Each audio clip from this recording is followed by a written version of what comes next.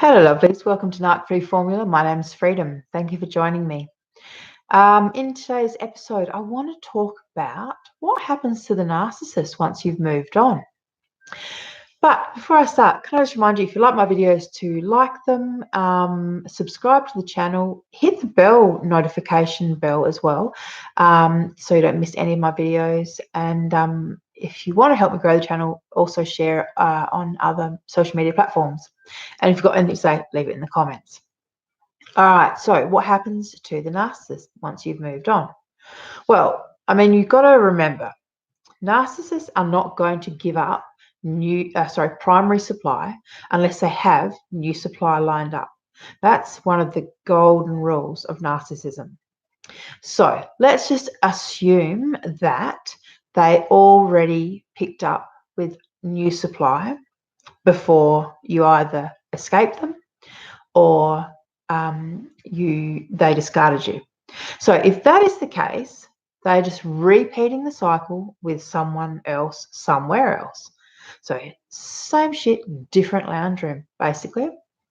However, if you escape them and they didn't have new supply lined up, what will be going on will be this frantic scramble. There'll be two things going on. They'll be desperately trying to get you back on the hook. And they'll also be frantically scrambling to go through their NARC harem to see who they've got on hand, who can be quickly pulled into the role of primary supply. And they will have someone. This is it. Like, they will have someone, because narcissists never have no backup supply. There's always supply. You may not know about the supply when you're in your situationship with them, but there's always reserve supply on in the backup, in the waiting in the wings, part of their NARC harem. So some of these people will be consciously wanting to be in a relationship with them. Other people have no idea. But once the narcissist realizes they're losing primary supply, i.e. you, they will have to turn one of those secondary sources of supply into primary supply ASAP. So what they'll be doing is they will be projecting a whole lot of your qualities and traits onto the new supply, because they've had to do this kind of this isn't their choice in this particular situation. If you've escaped them, it's not their choice. So they weren't ready to discard you. They didn't have primary supply, secondary primary supply lined up, ready to take your place. So this is a kind of a desperation pick. So they've had to go with someone that they had, as secondary supply, but they didn't really think was primary supply worthy, because if they had, they would have already made the move. So now you've got a narcissist who desperately needs supply. They've had to kind of downgrade. So what they're going to be doing is they are going to be projecting a whole lot of your good qualities, the things that they really admired and liked about you in the first place. They're going to be projecting those qualities onto the new supply.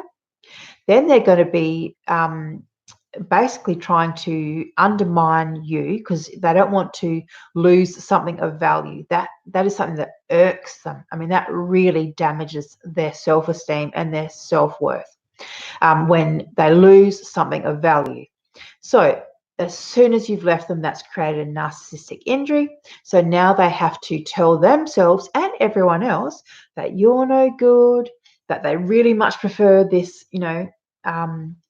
secondary supply that they've upgraded, which is really a downgrade. But they really, they really prefer this person. They have to convince the new supply of that. They have to convince themselves of that, and they have to convince you of that. So you'll see these extreme kind of declarations of love for this new supply. They'll be getting married and they'll be having babies, and they'll be getting matching tattoos. They'll be putting, I don't know, photos up on Facebook or whatever.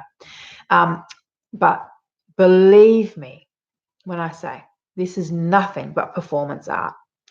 It's basically just trying to convince them, the narcissist, that they don't really need you anyhow. That they're much better off with this new supply.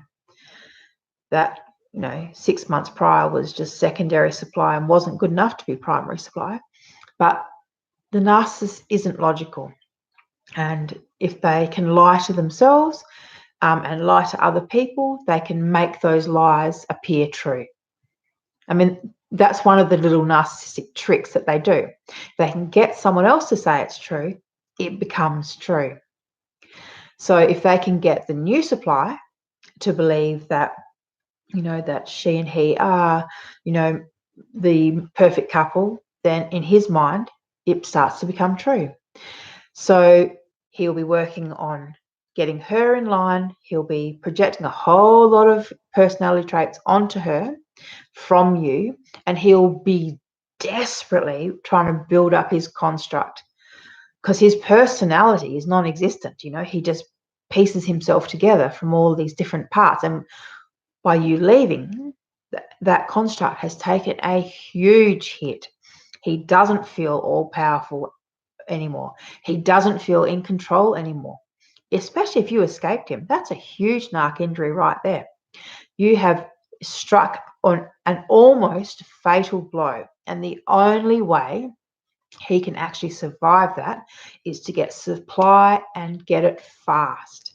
He needs fuel, so he'll be getting it from new supply. He'll be getting it from secondary supply, because he will have to. So he'll start working on his friends, and he'll start getting new friends. He has to get his fuel levels up because he's lost primary grade A supply. And when you've lost primary supply, there's you will need a few secondary supply. Like, he can pretend to himself that his new supply is primary supply, but the reality is, if she was, he would have already made her primary supply. She's a desperation pick, she's secondary supply, and he will need more fuel than she is capable of outputting. So he'll be, like I said, he'll be working on her, but he'll also be working on his friends, his other fuel sources. So that's if you escaped him. Hello, darling. That's if you escaped him. So it's a very different scenario if he discarded you.